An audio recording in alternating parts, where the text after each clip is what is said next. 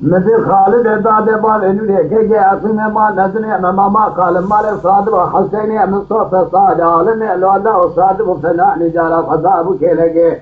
دجا كان ابخير المواجه بين قال كان درب قال جان بدن خالد داد بال انوی که اصلا ما نزني ما قضانا هي اسرد نميلو چارو جنازه خوش میره ما قال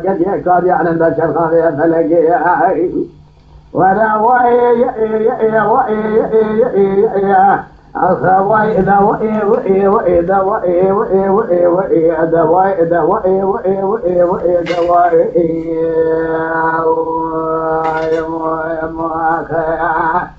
خالد ولا نعبي دقد اخوي سابقه قال كان صاحب نعبه درب قال جان بدن خالد زاد بابن يجي اخري ما نزل ما قضانا الشيخ خالد بعد بارئ لقيك أخوي لا ما جبل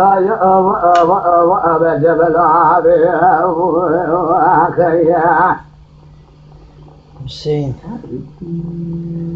حسين خالد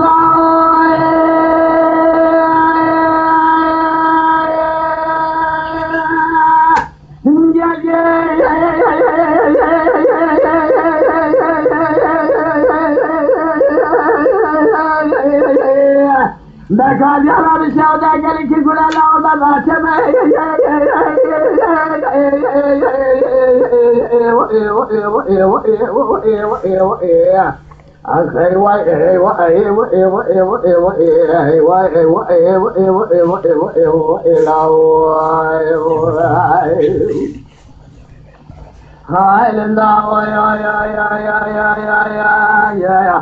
قال يا مكادانا بسودا قال لك يقول الله الله شمن مبارك خذ خالد داد بار دنيك اقلمي ما المزني ما قال مال صادق وحسني مصطفى خذاب كلك فنان جرى خذاب جميع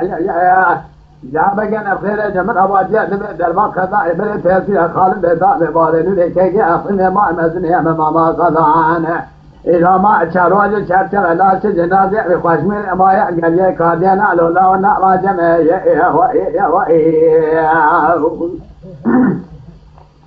خير الله ولا نبي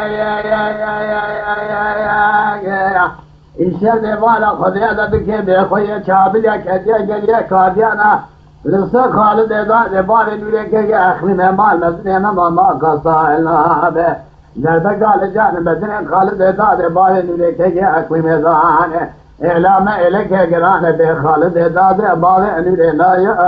يا وأبك نار